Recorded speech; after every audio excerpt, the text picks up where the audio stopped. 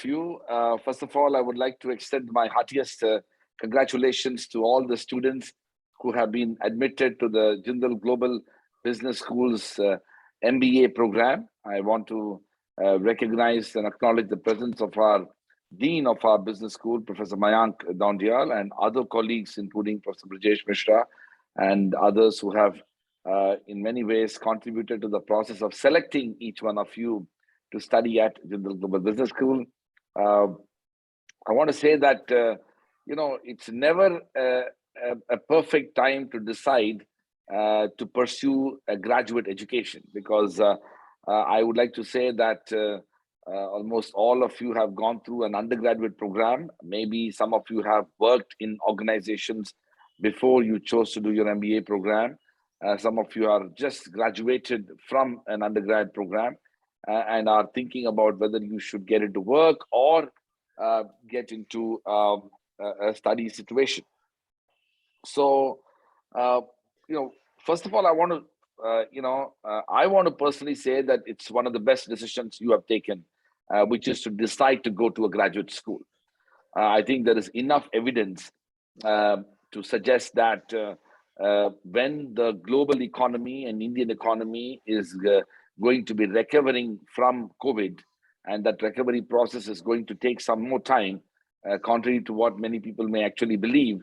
The reality is 2024 and beyond is a much better time to be looking for a job than 2022 or even 2021. In fact, this is not a situation with regard to the Indian context, but I have some data to back up. There is the application trends survey 2020 from none other than the Graduate Management Admission Council, GMAC, found that 67% of more than 1,000 business schools globally saw a relative increase in application volume in 2020 as opposed to 2019, when only 41% saw such growth. In fact, it goes on to say that nearly 40% of the schools saw a significant increase of over 25% or more in the number of MBA applications. Now, this is actually in the year 2021, when there was still uncertainty when COVID will be ending or the world will be recovering from COVID. While we have opened up as a university and we are starting our physical classes in the next several days, the reality is many companies, corporations, business enterprises, organizations, they are all recovering from COVID-19. The significant impact and adverse implications of this at least over a 2-year-long pandemic and the resultant consequences with regard to job losses as well as business losses is going to take some more time.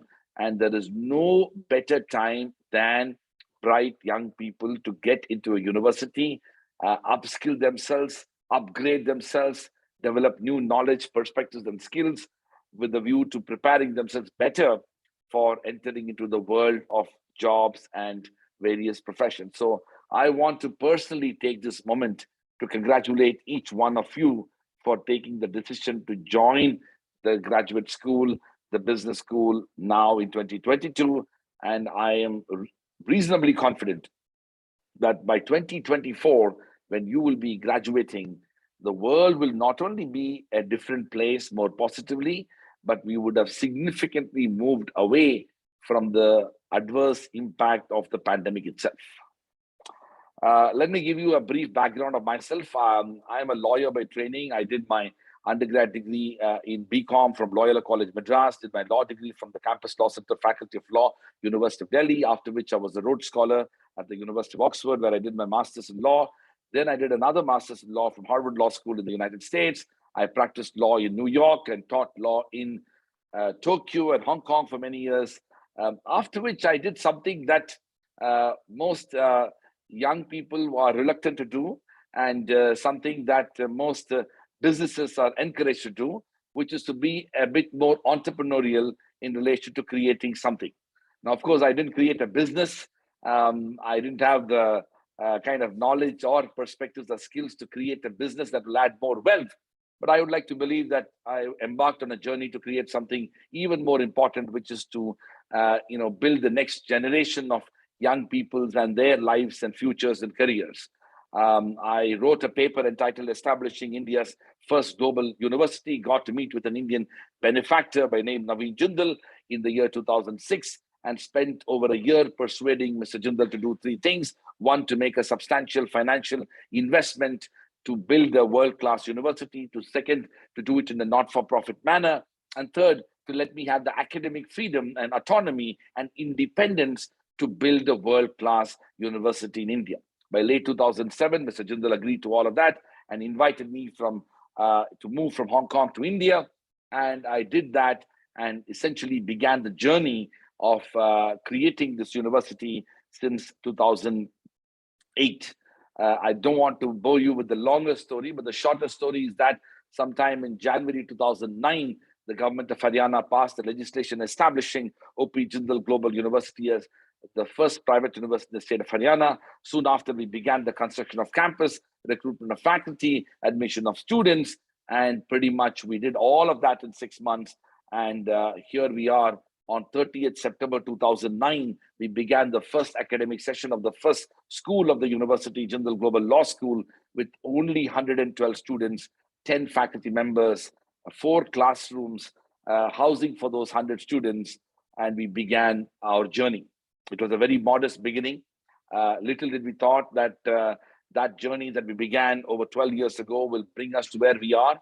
In 2010, we started the Jindal Global Business School, and year on year since then, we've established new schools, new programs, and created new opportunities, expanded our schools, programs, student profile, faculty, and of course, research centers, and expanded the campus, including the built-up area.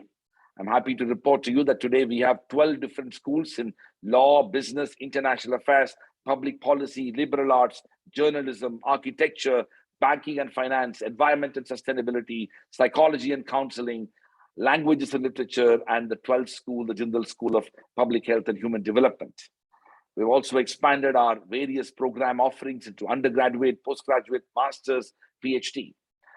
Along the way, these 12 years have also led to a significant expansion in the campus. We are now located in a nearly 100-acre campus with over 3 million square feet of built-up space, all our students living in one community.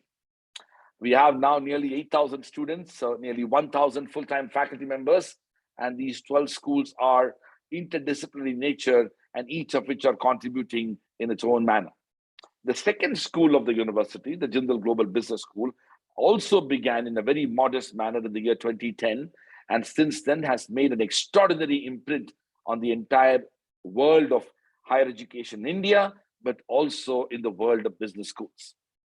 Let me tell you what is so special about the Jindal Global Business School. First, the Jindal Global Business School is part of a larger university system. If you look at the world's best business schools, they are to a large extent located in comprehensive, multidisciplinary universities. You look at Harvard Business School, it's part of Harvard University. You look at the Wharton School, it is part of the University of Pennsylvania. If you look at Kellogg, which is part of Northwestern University. If you look at Stern, it's part of New York University. Every major business school, barring INSEAD, for example, is part of a larger university, from NUS to SMU. You just name it, they are all part of a larger university. So we pride in the fact that Jindal Global Business School is located as a part of O.P. Jindal Global University, which is the multidisciplinary research-oriented university. The second aspect of Jindal Global Business School is its strong commitment to recruiting the most outstanding people as its faculty. The faculty members of Jindal Global Business School, as you will see from our website, are outstanding scholars, researchers, people with excellent academic qualifications, professional experience, research interests, made significant contributions in their own profession, and have chosen to come into academia as a matter of choice and not because they couldn't do anything better. In fact, the tragedy of larger part of Indian academia is the fact that the best and the brightest do not come into academic institutions. They end up choosing other professions, including the corporate careers, for their advancement of their own career interests. But we are very fortunate at Jindal Global Business School to have been able to attract some of the finest minds who had other options in life but have chosen to be in academia, contributing to teaching and research. The third aspect of our business school is our strong commitment to research. The Jindal Global Business School is a very compelling research-driven institution, which not only has a number of research centers where the students are contributing, but the faculty members are leading researchers in their respective fields. This research has been published widely and acclaimed widely around the world, and they have reached a unique standard in the world of academic research, in which some of the finest articles in the form of Scopus publications have been published by the faculty members of Jindal Global Business School. The fourth aspect of the Jindal Global Business School is its strong commitment to a pedagogy that is not only interdisciplinary in nature, but that also has a strong focus on experiential learning. In a way, the opportunities that the students get is not only limited to Jindal Global Business School, but are able to take courses in our law school, in our public policy school, in our banking and finance school, in our international affairs school, in other schools of JGU, so that the students of Jindal Global Business School, including the MBA program, are immensely benefited by what they can get out of this experience, and that transcends the study of a typical business school. That's the fourth and very important aspect of Jindal Global Business School, which is it is intrinsically interdisciplinary in nature. The fifth aspect of the Jindal Global Business School is a strong commitment to internationalization. The Jindal Global Business School has established outstanding collaborations with universities and business schools around the world. The school offers opportunities to pursue many programs in different parts of the world, including student exchange programs, dual degree programs, short-term study abroad programs, and other forms of immersion programs, which I believe could be a transformative experience. One of the shining glories of this particular initiative is a partnership that the Jindal Global Business School has forged with the Wharton School at the University of Pennsylvania, where our MBA students have an opportunity to pursue a certificate program, which also offers credits which get translated into academic credits that will be reflected in the transcript of our students when they graduate out of Jindal Global Business School. And that's the fifth aspect of the Jindal Global Business School. The sixth aspect of Jindal Global Business School is its ability to provide guidance as well as career support for our students through the Office of Career Services that is located within the university. This means that our students have an opportunity not only to be able to pursue internship semester after semester, which are guaranteed by the university and the business school, but also have an opportunity to interact with many organizations, firms, and other employers who are brought together to be able to meet with our students. We have always maintained that we do not guarantee jobs.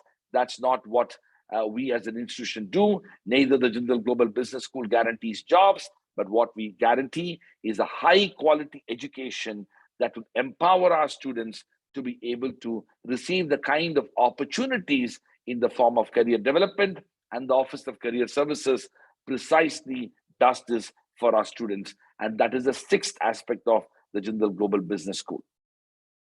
The seventh aspect of Jindal Global Business School is a strong commitment to creating an intellectually vibrant environment through conferences, lectures, workshops, seminars, and other type of events that transcends the in-class experience of our students. While the in-class experience is important and indeed transformative and inspiring for our students, the reality is our students learn from what happens outside the classroom through other initiatives that the Jindal Global Business School promotes, and that is something which the students of MBA value the most. The eighth aspect of our institution, the Jindal Global Business School, is its strong commitment to creating opportunities for innovation, including entrepreneurship. I strongly believe that an entrepreneurship and innovation culture need to be built in the campuses of our country. And one of the ways by which the Jindal Global Business School does is to provide opportunities for students to share ideas, including developing an incubator system that will enable our students to bounce ideas about future business opportunities, business possibilities, and hopefully use the campus experience to create networks across the country and even around the world, not only limited to the Jindal Global Business School students, but also students across other schools. I'm sure some of my other colleagues would share with you that already we have seen a situation where the students of Jindal Global Business School have partnered with the students of Jindal Global Law School, the School of International Affairs, and other such schools to create new business opportunities. And the campus became an ecosystem for them to promote new business and entrepreneurial initiatives.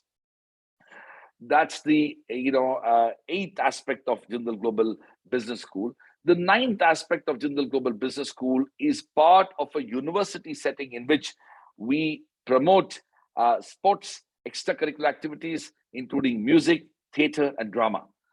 In fact, as we progress in our professional education, particularly graduate education, we tend to ignore the importance of these finer dimensions of our own life, which I believe is absolutely critical, regardless of the fact that whether you become an investment banker or a consultant in a major corporation or a company, or even create businesses that become CEOs and chairpersons of your companies and organizations. One of the things that I'm sure you will cherish as you grow older and recognize the importance of having a holistic personality is to have other experiences, other aspects to your own life beyond work. And that's exactly what a good campus experience does. The state-of-the-art, world-class infrastructure that OP Jindal Global University offers to the students of Jindal Global Business School enable our students to actively participate in sports and other extracurricular activities, including music, theater, dance, and drama. There are over 25 student-run societies which the students of Jindal Global Business School experience as they are part of that initiative as well. The last aspect of our university, I believe, and that is something so connected to the idea of business school, is our commitment to promoting excellence. This commitment to promoting excellence in everything we do is part of an effort to build a world-class business school. As you think in terms of where you want to study, one of the things that you ought to be conscious of is that how does the university, benchmark itself with universities around the world and universities and institutions in India? If I were to identify some of the key milestones that OP Jindal Global University and Jindal Global Business School has attained, is the fact that we have been now ranked consistently as India's first ranked private university by the QS World University Rankings. Consistently, our other schools have also been ranked very high. But more importantly, we have been given the status of an institution of eminence by the government of India, which is the testimonial to the overall commitment to excellence that all our schools, and in particular the Jindal Global Business School, fosters. So in a way, I want to say that for all those students and parents who are here today and are discussing and thinking about your opportunity that has been presented to you to join the Jindal Global Business School, all I can say is when I was growing up in India, thinking about higher education, I wish universities like Jindal were there. It wasn't there. As somebody who had helped in the creation of it, I can say with the full sense of responsibility that the opportunity to be educated at OP Jindal Global University is a lifetime opportunity, a transformative opportunity, which I believe is going to create new, ways of thinking, new ways of doing, and most importantly, bring out the best in you and help you achieve your fullest potential and fulfill your dreams and aspirations. With those words, I want to stop here. I know that there are others, including the Dean of our business school, who are going to speak, but I will have another 7 minutes to take up a few questions before I leave. So Vikram, I want to open it up, and if there's any question from our new students, I'm happy to take up, as I have another engagement at 7 o'clock. Thank you, Raj sir. Students, I would request you, let's have the best of the time and the opportunity which has been given to you. We have 7 minutes, so do not hesitate to unmute yourself, switch on your camera. You have the backbone of the university speaking in front of you. And what Raj sir did not mention about him is, and what we all in Jindal is proud of is, he's the youngest vice chancellor in the history of the India. Imagine at an age of 34, when we all look for something else, he became the vice chancellor. We are young, we are growing, and that is what makes us different from everyone. So please unmute yourself. Do not hesitate if you have anything to ask. Yeah, because no Raj holds sir barred. will leave. Any question is fine. Please feel free to ask. Hello, sir. Hello, everybody. So, sir, as you have discussed, That's all the Ribu Pajni. Is that Ribu Yes, Pajni? All Yes. right, Ribu, go ahead.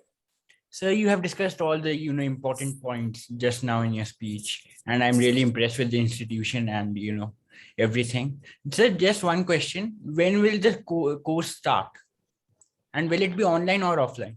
Oh, so Ribu, we have already announced this very well. We are already opening the campus from 1st of March for all our existing students. And of course, for the new batch of students who are enrolled in the MBA program, our new academic session will begin on 1st of August. And of course, you will come into the campus several days before. And of course, it is going to be physical and not online. Right, sir. Thank you so much. Thank you very much. We are all pretty much tired of online, Ribu. So let's get you all into campus. Yes, sir. That's what I was thinking. So that's why I asked. Sure. So I have a question. My name is Prasanga. Right now I'm driving. That's why I cannot switch on my camera. No problem, Prasanga. Yeah.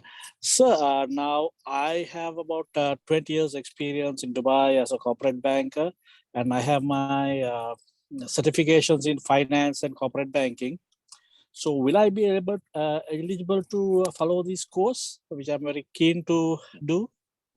Well, absolutely. I have no doubt about the fact that you will be most suited to pursue the course, so long as you are prepared to subject yourself to be part of a campus ecosystem, because I realize that you come with vast experience, but then at the end of the day, you will be living and studying in a campus ecosystem. That's something which you should be conscious of, and that has a great opportunity for you to relive your old campus experiences. If you are prepared to do that, I am sure academically and intellectually you will be richly benefited by it. And I also want to say that you will also make a significant contribution to the classroom experience with what you would have brought into the classroom itself. So absolutely. And I think there are not a lot, I will confess that. There are definitely every year we admit students who come with some years of experience in different sectors. Then they add significant value to the entire classroom situation within the business school. Yeah, so I've been trying to reach somebody in the university to get more details, and I've been trying to register myself online, which I've faced some difficulties. So Prasanga, just now Vikram Tomar, he is the director of admissions at the Jindal Global Business School, and actually can be a single point contact for you. He will send you his email ID through the chat box, and please write to him. Of course, you are feel free to write to Mayank Dondial, the dean of our business school. But Vikram, I think you may want to get on a call with Prasanga, because you can give some more information about the program and the options and opportunities. I share my number, sir. In fact, why I chose OP Jindal is because we have the Jindal company here in Abu Dhabi.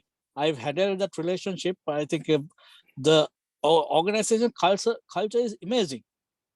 So I thought, well, I'm when happy I saw to this hear university, Yeah, when I saw the university, immediately I thought I should look at the courses, and So and this Prasanga, international. Yeah, if you're coming to Delhi anytime in the near future, do let us know, and we'll be happy yeah, to organize a visit, not just for Prasanga, but anybody else. You are most welcome to come to campus, because I think it's one thing to hear and watch, but another thing to see and be there. yeah. So please feel free to Yes, visit the definitely. campus. Once I'm enrolled, definitely I'll pay a visit. Thank you, Yeah, yeah, sir. yeah.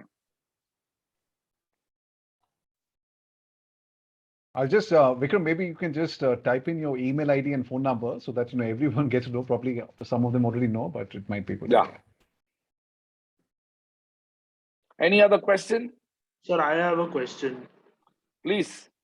Sir, you talked about the international partnerships with different Who is colleges. this? Can you please introduce yourself and maybe even show your face? Sir, I'm Kushal Kangia, sir. Okay, all right. So you talked about the international partnerships of your college and the student exchanges that you do and the dual degrees. So I have a Sure. question that how does it helps a student the student exchanges during the course, and how does it helps in the placements that a student might attain once the Okay, great question, Kushal. So, Kushal, first of all, I think one of the reasons why a person does an MBA program is not only to experience what is already available in the books, but also to gain new perspectives as a part of the experience, meet new and interesting people, and to engage in conversations that may not happen if you're not part of a good academic institution. So what a good exchange program does, or even an immersion program or a study abroad program at Wharton does, is it kind of pushes the boundaries of knowledge, challenges you in terms of what you are already aware of, and helps you gain new knowledge and new perspectives. As far as its outcomes in terms of job is concerned, I would like to believe that every recruiter is looking for people who have unique experiences, who are not confined to a more traditional thought process, who are able to go beyond the call of duty when it comes to doing what they have done, who are prepared to share their own life's experiences beyond what they have learned in a classroom, in an institution. So and I think it's also important to mention that we are increasingly living in a global and interdependent world. If there's one thing that COVID-19 has taught us, is the kind of how a tragedy of this kind can affect the entire world with no exception, developed and developing countries together. And I think the next one, which we are all going to face, is the crisis of climate change and environmental disasters that also will be global in nature, and we are our own ability to resist and to confront that challenge will require us to understand principles of sustainability and commit ourselves to fulfilling the sustainable development goals. All this means is that a bright MBA student of the future is expected to be a well-rounded, holistic, interdisciplinarily engaged person who has life's experiences that transcend what one studies in one particular institution, or for that matter, one particular society. It's another matter that we have brought all of that to Jindal itself, and you can very much not do any of these things and experience an international education being here. We have just provided additional value-added opportunities for those who may be interested in some of those opportunities. Does that answer your question, Kushal? Yes, sir. So just one little more question, adding to the placement. Uh, Sure.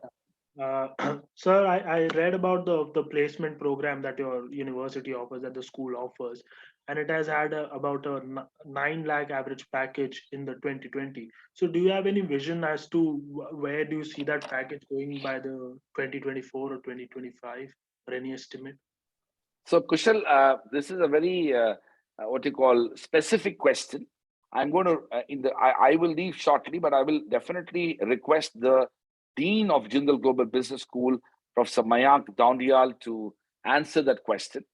Um, all I can say is that, listen, while I do believe that each student's aspiration to earn a significant amount of money, including having high packages, is a legitimate aspiration, it's also equally important to be able to develop skill sets and knowledge to pursue a long-term, meaningful career in business. We do that, and in that process, students gain that perspective. But I'm sure the Dean of Jindal Global Business School, Professor Mayank, during his interaction with you, will talk to you more about how we can empower our students to be able to become more competitive when it comes to the packages that they are getting. By the way, as a law professor and a lawyer, I'm always very uncomfortable to talk about packages because most of my life I was teaching human rights, and I've been an academic. And that's the last thing that most academics, that too an academic who works in the field of constitutional law and human rights law does. But I do recognize that it's a very legitimate and understandable aspiration for business students. And I will leave it to the Dean of the Business School to respond to that question in a more detailed manner. Thank you, sir. Do we have any more questions? Because Dr. Raj has to join another meeting. So if in case you have any questions. So there is a question from Nancy Belodia is asking, is there any foreign visit for internship? So Nancy, the internship programs are of course across the country. There are a couple of internships which are also global in nature, but the immersion program and the study abroad program, including the Wharton program, is clearly based out of other countries in the world. Okay, thank you, sir. Pleasure, Nancy. All right. Please, sir, please continue. So I will then take leave with all of you, and it's a pleasure to say hello to you. Most of you, quite understandably, have not switched on your video. Now, I must close by saying that I always thought this is a problem with 7th grade students. My daughter is in 9th grade and my son is in 12th grade, and they always end up in schools where the teacher is calling their names, and most of the time my son or daughter is not even there. So I was hoping that the business school students, particularly the MBA program, will all be switched on with their video, neatly suited and ready to go for it. But I'm happy that the student in you is live and kicking, and I look forward to seeing you in person when you all move into the campus in August 2022. Thank you and take care. Thank you, sir. Bye, Mayank. Thank Bye, you, sir. Vikram. Bye, Bye, Brijesh. sir. Hi, Raj. Thank you very much. So that was our Vice Chancellor, the backbone of the university. And again, I would like to request all of you who are listening to us, see, in all the limited space we have, we are all here for you. The place where you are today, me, Professor Mayank, Professor Brijesh, we have experienced the same phase in our life almost 2 decades before, when we were graduating. You already have the profile of the people who are there talking to you. And definitely, more the options, more is the confusion. I personally have been in higher education for last 20 years. When I completed MBA in year 2003, and I decided to enter into the field of higher education, not as a teacher, but into the admissions department. And that was a time when the private universities culture was coming up in India. And I got my first job at ICFI Business School, Hyderabad. I worked with ICFAI University. I was taking care of the IBS brand in terms of admissions for almost 5.5 years. After that, I got another offer. Again, it was in education. And I joined an institution which is called as UPES Dehradun, which is University of Petroleum and Energy Studies. I worked there for almost more than 8 years. And for last 6 years, I'm working with OP Jindal University. And not because I am the director of the institution, I would say anything in terms of praise. But let me tell you, friends, I'm calling you friends because I can correlate what goes in the mind of a student and what goes in the mind of a teacher, because I have been very closely monitoring all these two aspects and trying to make a balance. So do not hesitate to ask questions, switch on your cameras, because we are all here for you. If you do not ask questions, we would be made to believe that everything is all clear to you.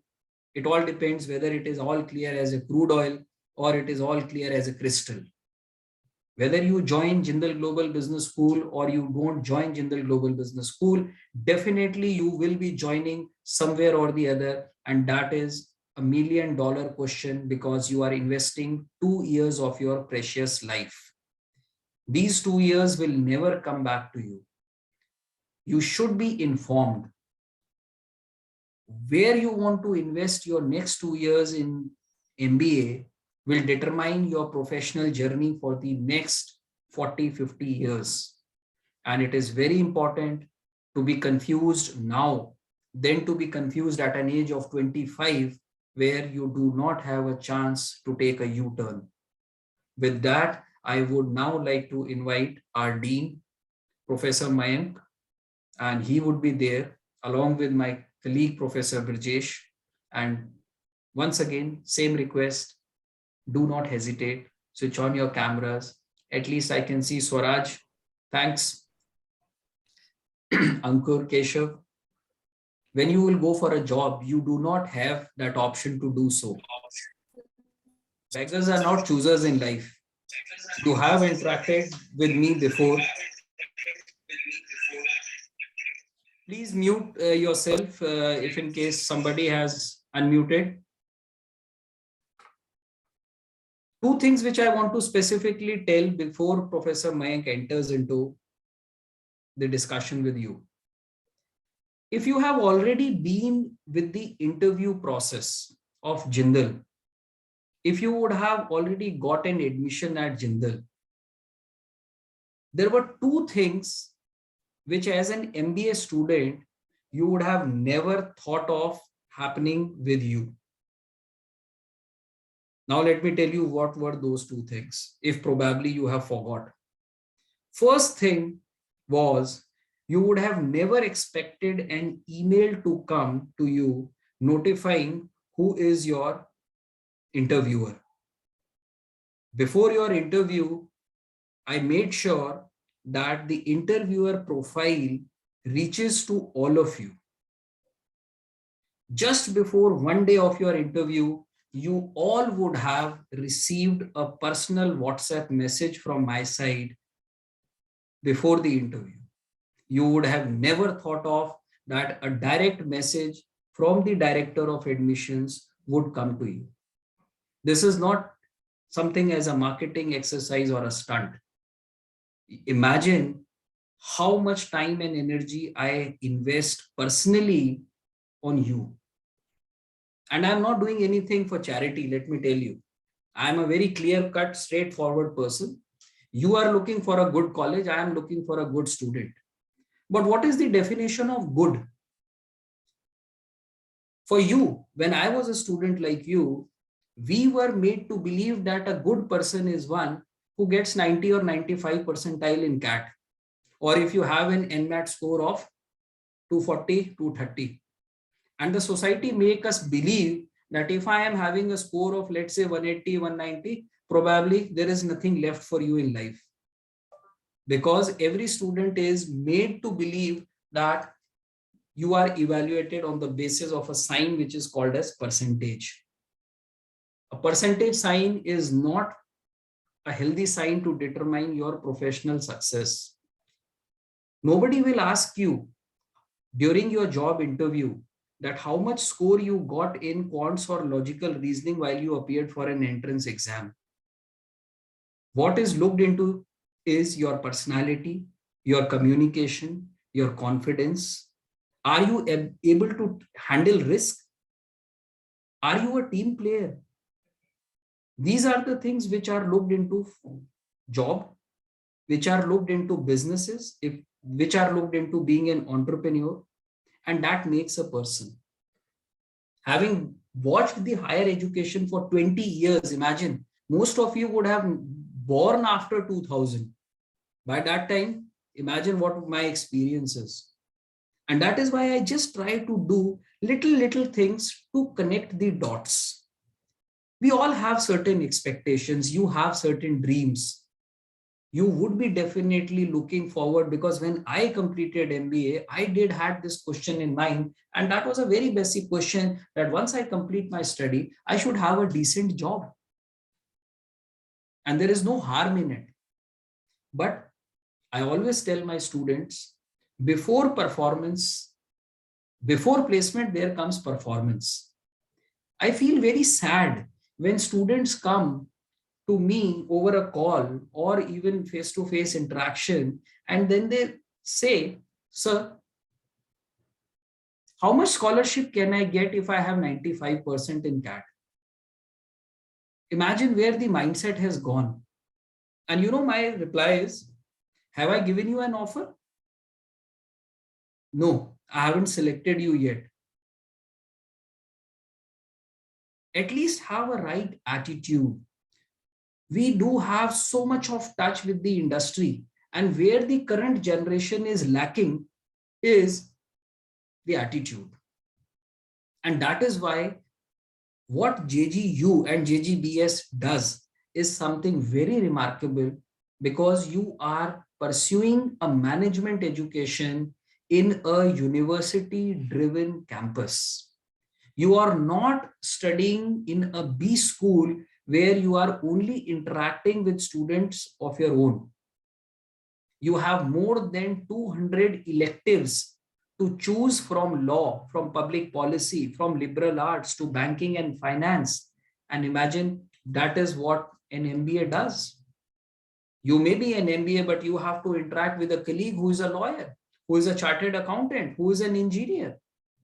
And you cannot negate his suggestions because you do not have that domain background. MBA is a very big canvas. Don't look your life from a minuscule word, which is placement. How many jobs you want? You just want one seat. And before that, you should focus on what you need to do, how you need to develop your skills in the next 2 years to be able to get that offer.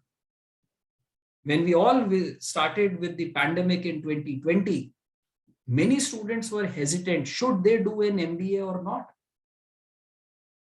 And I'm very happy and I'm very proud to say 6 of my students currently are pursuing their study abroad opportunities in UK and France.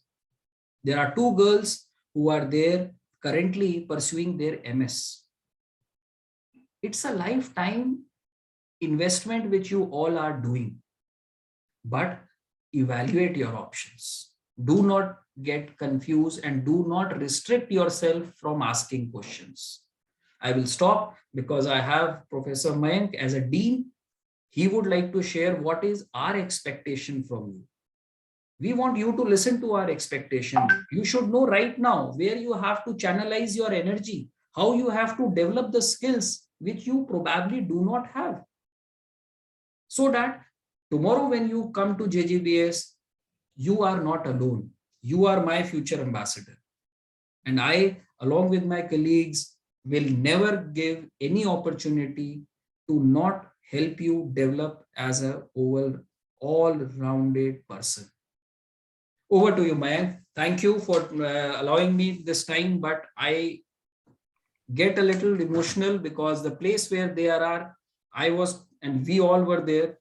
But yes, now it is all for you. So you Thank have you very Professor much. Mayank. Thank you very much, Vikram. Today Vikram is all charged up.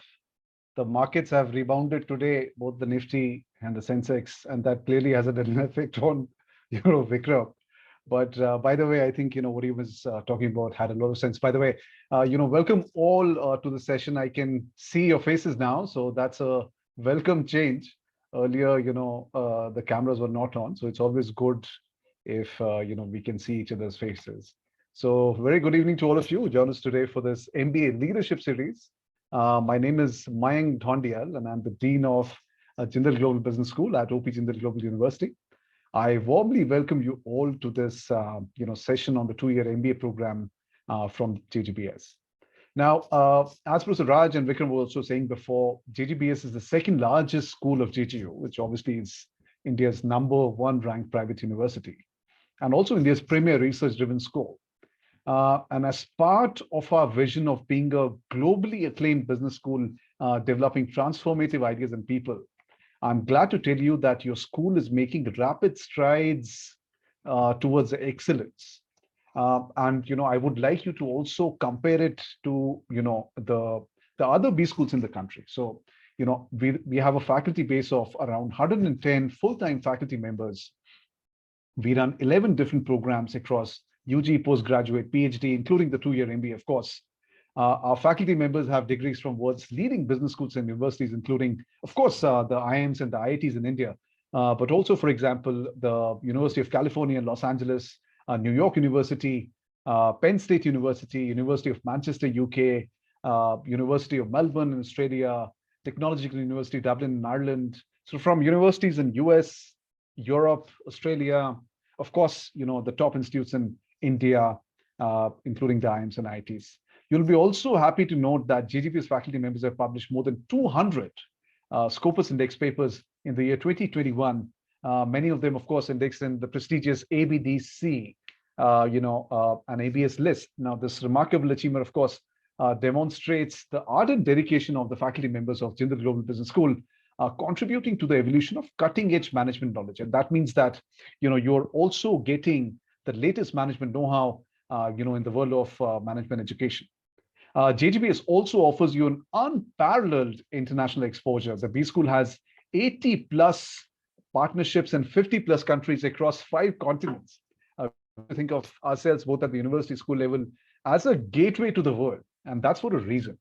So, as you know, we have our middle name is global, right? So we have partnership with, big names, in academics, including the Wharton Business School, the Thunderbird School of Global Management, the Queen Mary University of London, University of New Brunswick in Canada, UT Dallas, Deakin University in Australia, Queen's University in Ireland. So we give you a lot of opportunity. Of course, these opportunities differ from program to program, just to be sure. But, as part of the two-year MBA program, you get a lot of these opportunities. And that gives you, opportunities to travel and, of course, learn from some of the world's top B schools and universities. So I would like to congratulate you on getting admitted to our world-class two-year MBA program, which I'm sure will give wings, to your career and aspirations. But as I welcome you to our MBA program, I would also like to discuss a bit about, how you can get the maximum from this MBA program, right? I mean, and to do that, you must understand why MBAs are greatly valued in organization. I mean, there is some wow factor, and organizations are looking for and to spend the top dollar for MBAs. And I don't know whether you have given it a thought, because that clearly relates very closely to your career success. All of you, I'm sure, have career aspirations. You want to make big in the world of corporate, right? I mean, and you need to understand why MBAs are so valuable. Now, let me try to explain this given the limited time, of course, using examples so that it gets ingrained in your memory, right? Now, you must have heard about the recent return of Indian Airlines, right, back to the Tata Group. And this move was largely, I mean, welcomed by the masses. A huge show of support, in social media. Like a lot of the people probably, wanted the service standards of Indian Airlines to improve. So perhaps, that's why they were showing support. But generally speaking, I think there is a lot of goodwill about Tatas and the house of Tatas, right? So there is a very strong sort of brand connect, brand equity, especially in the Indian context. And if you look at the Tata Group, right, I mean, they've set up big names, right? I mean, they not only big name, they, most of these companies were actually, the first companies in their, in the industry. You look at the first software company, one of the first software companies, definitely, one of the first car companies in India, one of the first 5-star hotels in India, and of course the airlines business. So, and all these businesses under the Tata Group, they're still there, right? I mean, if you talk about the first, Tata car company, it was set up way back, I think in 1940s, 1945, I think, right? Somewhere around that. And still there and going very strong, right? The Tata Motors, of course, right? And you need to understand why that might be the case, which is not the case with every big industrial house.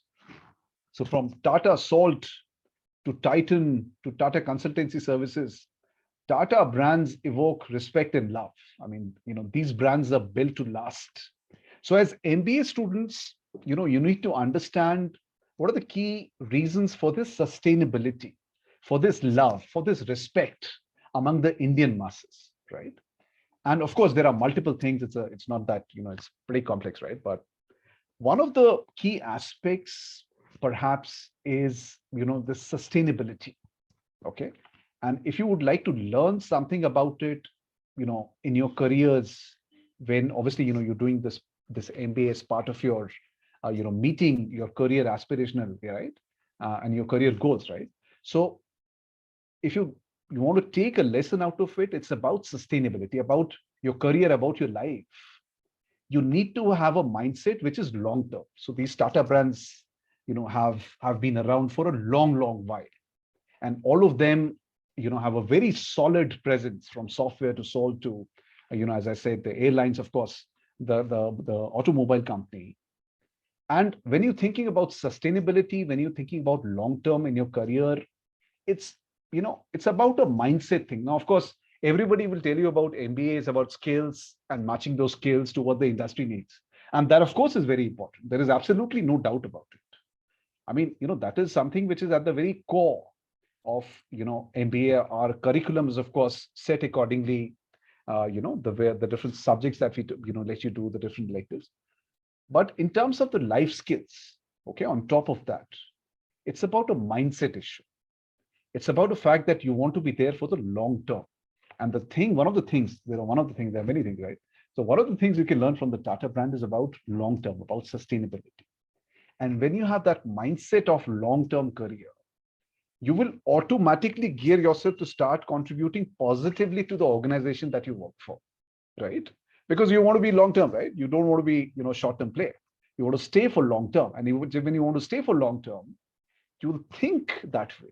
And when you think that way, you start automatically making sure that you keep on contributing to the organization in a positive way, right? And that's a mindset thing, right? Many times MBA grads think about, and that's true for many industries across different sort of career choices, that you keep on switching from one place to another, right? And I'm not going to say anything about it, but what I'm saying is sustainability and long term is very important. So have that mindset. The other important reason why people want to do MBA, of course, as part of the career success and learning beyond the boundaries, which is the topic of this particular talk, it's what are the things that make your career a success? And many people will tell you many different things, right? But actually, if you think about it, career success and the factors, the independent variables that lead to career success, they're not very complex. It's actually very simple. Okay. If you look at it, it's not even changed over many decades. Right. And people generally won't tell you that, right? Now, one of the things that, in addition to the sustainability issue that I talked about before, is that it's as simple as that. If the organization trusts you to doing some work, very simple, right? If the organization, your superiors, your manager, whoever is this, if they absolutely trust you, boss, if I give it to Ankur Verma, Swaraj Kumar Bera, or I give it to Nancy, and it will get done. Simple. That in itself is a major asset. And believe you me, it'll, so of course, people talk about soft skills, people talk about, multiple other skills, big data, analytics, and all of that is important. Marketing, whether you want to go to digital agency, whether you want to make a career, let's say, in operations and supply chain and, Six Sigma and this certification. Now, all of these things are important, but, many a times career success, of course, in addition to you doing an MBA, it's about very simple things in life.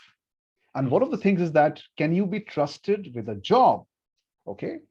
Can your parents trust you that your parents give Ribu Pajnis, something to do, and Ribu ne kar diya. At the end of the day, it gets it done, right?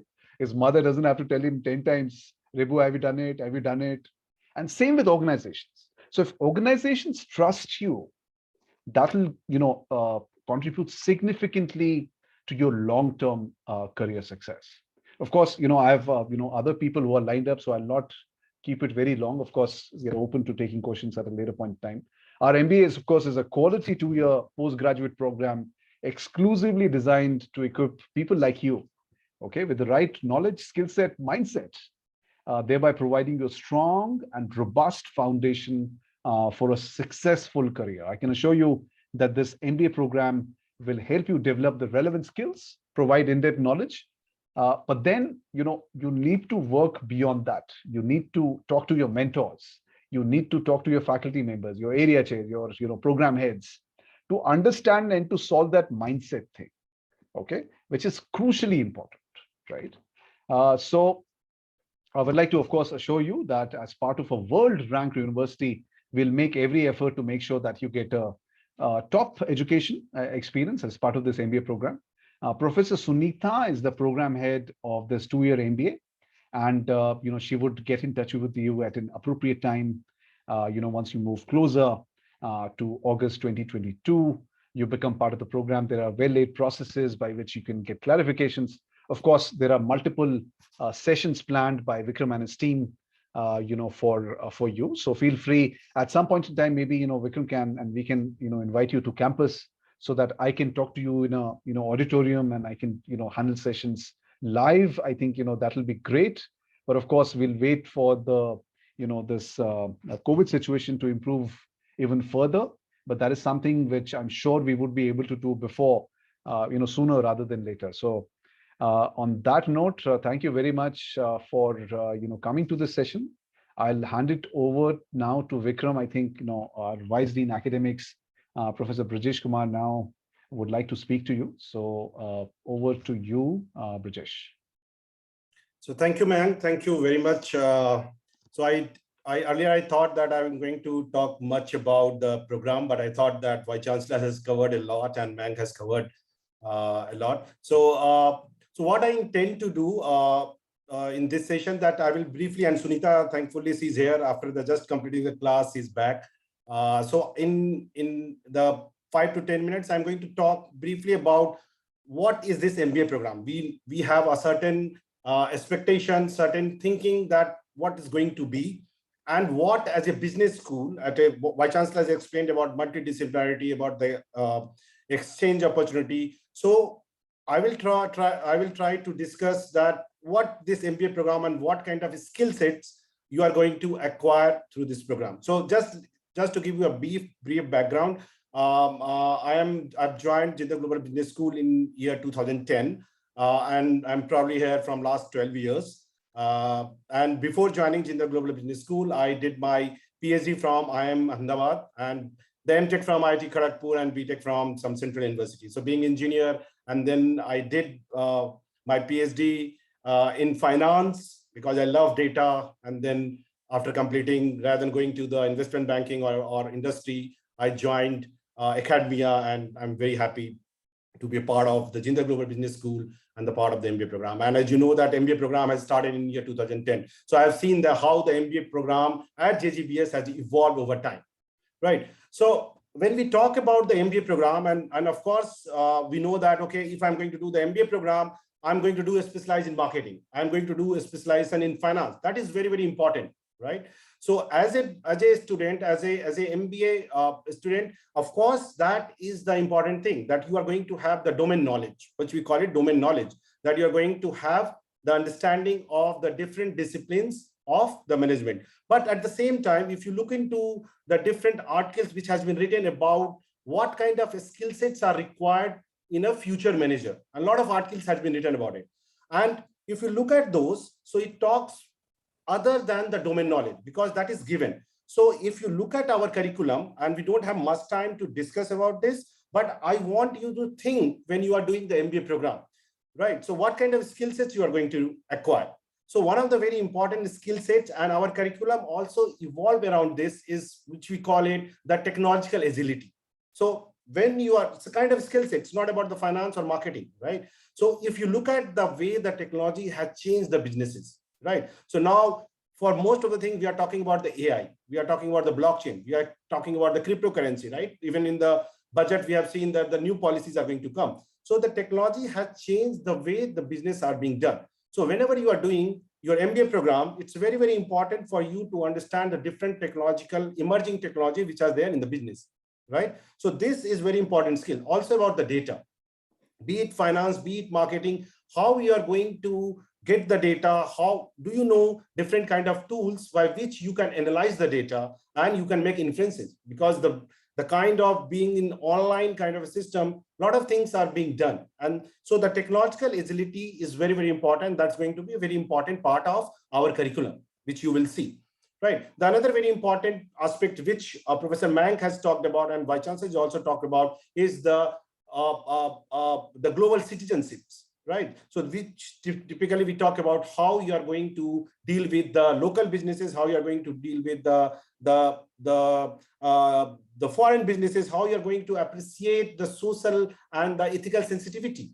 So these things are also becomes very important for a manager. So not only the subject, but these things you need to acquire when you are doing your 2 years at a business school, right? Business communication is very important, right? All of us, irrespective of what you do, until or unless you are going to communicate to the different stakeholders, your job is not done. Until or unless you are able to communicate to the customers, you have a very good product, right? And then you have done a very good analysis of the data. But until you are able to convince to your different stakeholders, your managers, your boss, your CEOs, it's not being done. So if you look at the courses which you have, in most of the courses, you have to either write a report or you have to give a presentation. The whole idea is that not only the understanding of the concept is important, but how you communicate. So that kind of skill sets you are also going to acquire in our MBA program, right? One of the very, very important skill set which we call, I mean, please forgive me for the jargons I'm quoting, but these are the important skill sets which you will see everywhere. Another important, which I'm talking about, the problem solving skill, right? So problems, whenever you're going to the business, doesn't matter how many case studies you do in your MBA program, right? When you are doing a job, you would be given a different kind of context and you have to solve the problem. So the important skill sets which we talk about is the critical thinking. That means given a situation, how you are going to understand a problem, how you are going to come up with a problem, right? Once you have the problem, how you are going to collect the data. So be it finance or marketing, organization behavior or operations, these kind of skill set is very much appreciated in the industry, right? And even most of, let's say if you're looking for a consulting job, probably you know that first of all, they have some kind of aptitude test. Why they do that kind of test? Because you already done CAT or MAT or other examination, but that kind of aptitude is very much required when you are looking for a job in any industry. So that is very, very important. And that you learn through the courses, that you learn through the different pedagogy, different teaching methods which we use, right? So these, and of course the leadership, and I'm not going to talk about the leadership. Of course, as a manager, we are working in a team, you are going to lead a team. So that kind of skill sets you are going to acquire from the beginning. And how you are going to acquire it? You are doing many internships. So in our business school, Professor Raj clearly said that 2 internships are integral component of our MBA program. So first semester, once you complete your first semester, you are going for a winter internship program, which is 6 to 8 weeks program. And all the internships are organized by our OCS department, Office of Career Services. The whole idea is once you learn some skill set or the domain knowledge, are you able to implement those skill sets in an actual context? right? So you go for a winter internship, and of course, it is mentored by the faculty member. So you always have a faculty members. You can reach out to him or her and take the advice how you are going to do that, right? Similarly, you also have a summer internship. So purposefully, very consciously, earlier it was that you one internship, like the other B schools, that you complete your 1 year, go for internships. When you are in the second year, you are actually preparing for the placements.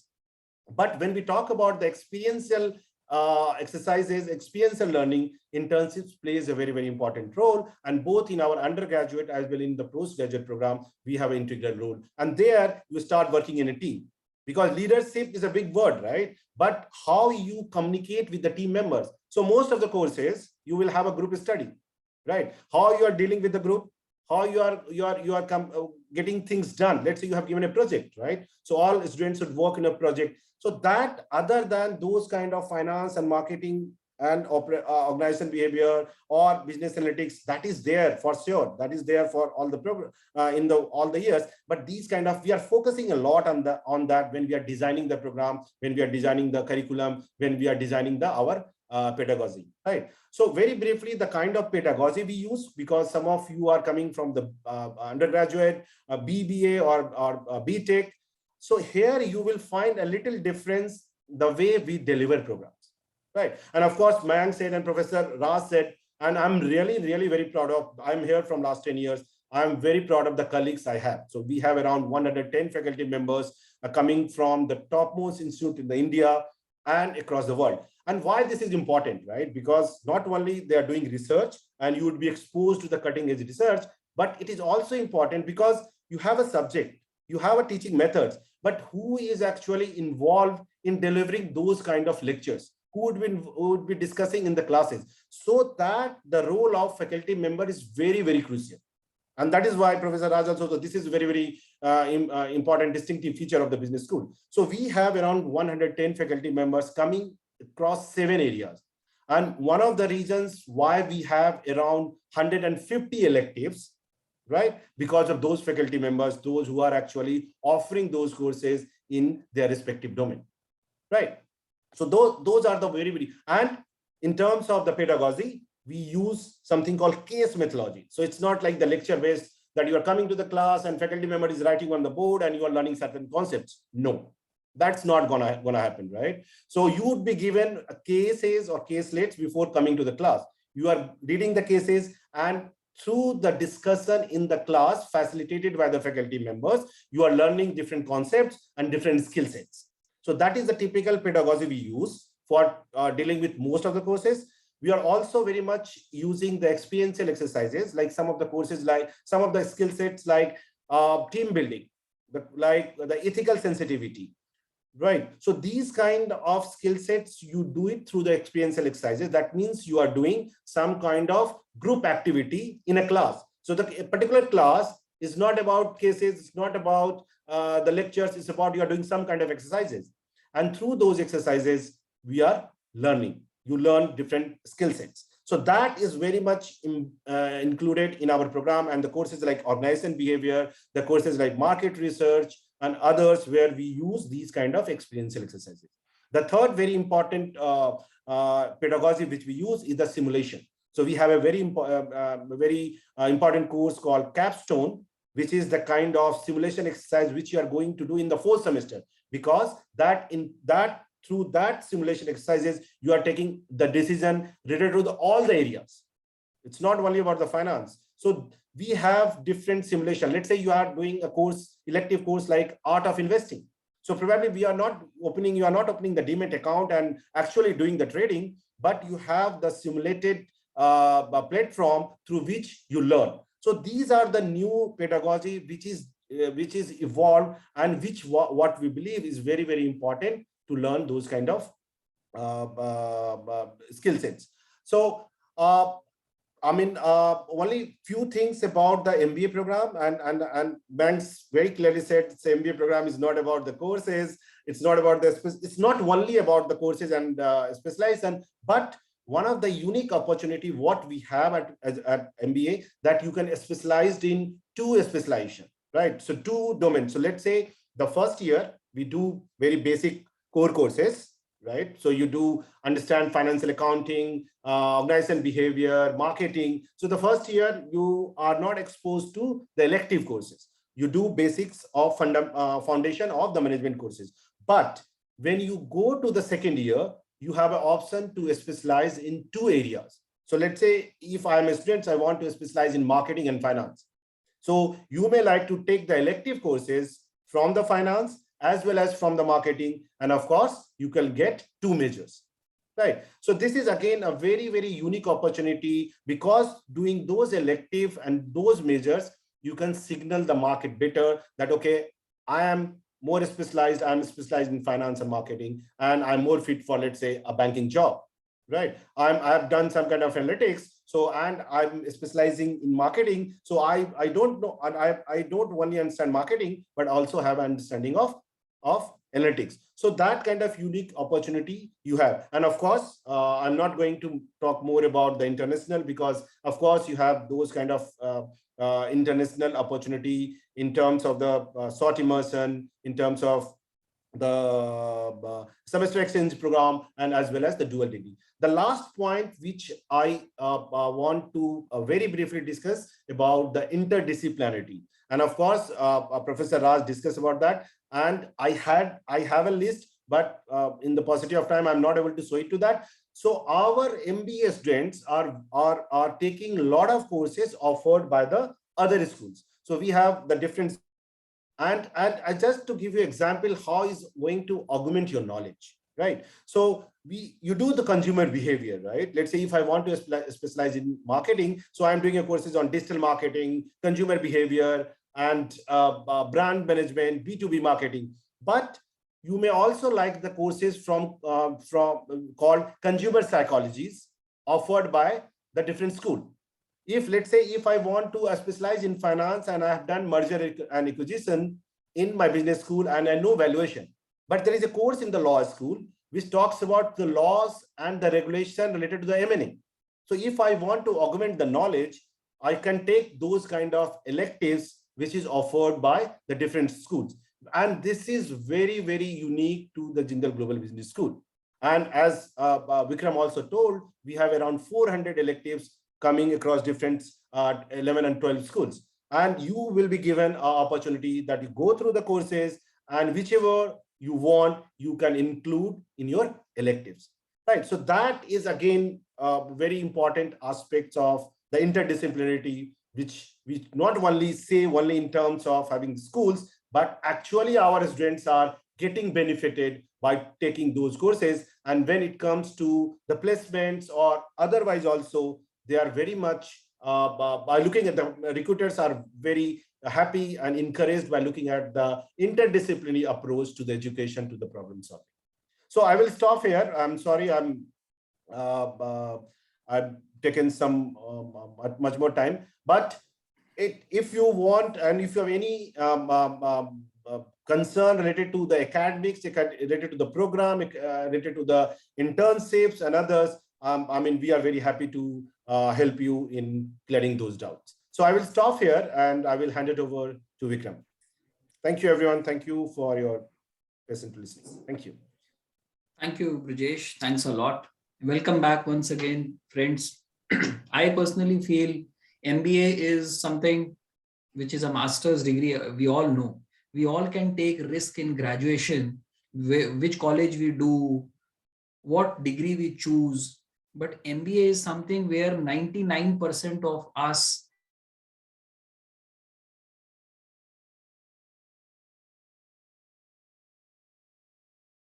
and do definitely go in for academics. And therefore, it is very important to choose your MBA college very wisely.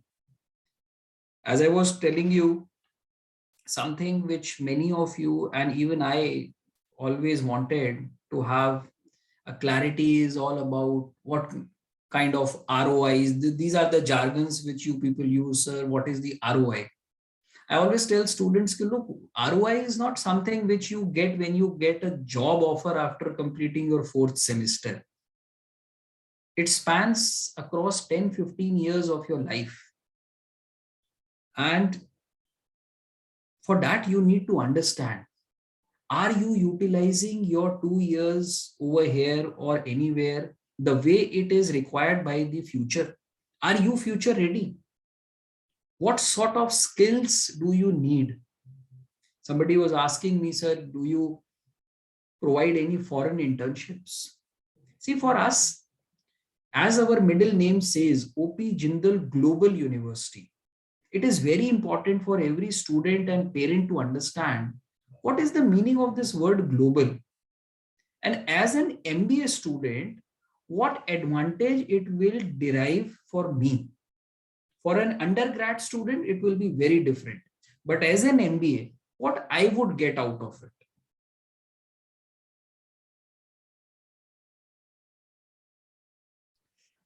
We have 4 foreign languages option where the students pick from. You have Mandarin, you have French, you have Spanish, you have Arabic. One of our students in MBA from 2015-17 batch, his name is Anshul Sindhwani. We all live in a digital world. You can go and Google. He is right now in Dubai. He started his job. He got placed with a company which was in real estate called as Square Yards. He got placed. He got a package of around 15 lakhs at that time. And last year in Dubai itself, he launched his own company. And while he was doing his MBA over here, he chose to study Arabic as a language. He never thought of it, how learning this language might professionally help him. But see, some decisions which you take do have a positive impact always. You are not here coming simply to get an attendance or an 8 out of 8 CGPA or a job of 10, 12, 14, 15 lakhs. You have a very big canvas to play. You all are adults. You are 18, 19 years of age. You are investing 16 to 17 lakhs of hard-earned money of your parents. Are you doing your best to utilize it? Some students do not evaluate a campus on the basis of how big the campus is. Somebody will offer you 80 acres, somebody will offer you 90 acres, some campus will be of 100 acres. When you graduate, you will not take that 10 acres or 20 acres along with you. What you take with you is the learning, what the faculty members will bring into the class. You all have aspirations that I should study from a good faculty. But definitely the other person also has certain expectations from you. And I told you, everything is open. We are an open book. And that is why I always insist, all of you should join our official Facebook and LinkedIn page. That is very, very important for you to connect and know what is happening inside the campus. If you ask me this question, sir, do you guarantee me a job? I would simply say you are sitting at a wrong place. You don't need to invest 16 lakhs. Go and pay 1 lakh rupee to some consultant and he can find you a job.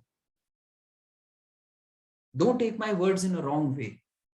But we are here to not limit you for 10, 12, 14 lakhs. We have students who went for an MS dual degree abroad. We have Soham, and Professor Brajesh would definitely know him. He went to University of Texas to do his MS. And he's working currently in Salesforce. The next series of sessions which I have planned for all of you is on the different aspects, the 5 different aspects of why JGBS, why you should come to here. If you decide that I want to come to Jindal University, Jindal Global School for MBA, you should have that answer. I will not give that answer. Professor Brajesh will not give that answer. And you have students as live examples. When COVID started, those students who did online education, they did not see the campus. Those students will now come only for 2 to 3 months. Imagine, from that cohort itself, There are students who have gone abroad pursuing their MS, pursuing their semester exchange, getting placement also. And last but not the least, because I am not an academician, I was a student like you. I personally feel small is beautiful. Why small is beautiful and how it is relevant right now over here is because you are not fighting in a big cohort of 300 or 400 or 500 MBA students. JGBS, for the last 2 years, we have only 2 sections. Last year, we selected 90 students. We made 2 sections. This year, we will make 100 students, 50 each, 2 sections, or maybe 110, 2 sections. The standard size is 60 of a class. अब मुझे एक बात बताओ, I'll talk in Hindi. 100 लोगों से लड़के अपने लिए प्लेसमेंट या स्टडी अब्रॉड की एक अपॉर्चुनिटी निकालना ज्यादा अकलमंदी और इजी है या 400 और 500 लोगों में फाइट करके टार्जन बन के दिखाना है किसी को? Apply your mind. Do not try to unnecessarily increase the competition. And everybody is not your competitor also. I feel very bad when I see students getting demotivated. Sir, मेरे तो 200 number आए sir NMAT में. So what, yeah? Who says that with 200 or 220 you cannot rock the future? And you would be surprised and you would be shocked to know what you think does not exist on the other side. Till date, we do not believe in the process of filtering. You know, there's a difference between filtration and selection. I have to select 100 students. I selected 90 students last year. Imagine the JGBS management. They are not saying that you did 90 last year, this year we will make 200. Imagine. And the best part is, those 90 students who came to the class last year, I will be making an interaction of all of you with them also. They came from 22 different states of the country. That is the learning. The person who is sitting on left may be from Ahmedabad, the person who is sitting on right may be from Chennai, and you are all live example. That is what JGBS is. And that is why we face so much of attention. You will never find a single 1 page or a quarter page advertisement of JGBS. आप बताओ, आपने कोई advertisement देखा किसी newspaper में? आप कभी नहीं देखोगे, किसी मैगजीन में नहीं देखोगे. Students come and ask me, sir, what is your ranking in India? I say, beta, you should expand your thought process. Talk about global. My canvas where I want to see myself is not India. Rankings and all, these are, you are my ranking, you are live ranking. Yeah, I do not want any newspaper. And that is why I believe in showing you the mirror. Okay, look, this is what future is. If you have these skills, go ahead. If you think you do not have these skills, scale up yourself. Improve your communication, improve your personality, improve your confidence. Because at the end of the day, when you will sit for a job, you just need one seat. You should not be bothered that if a company is coming, how many students are sitting for placements or how many students will a particular company take.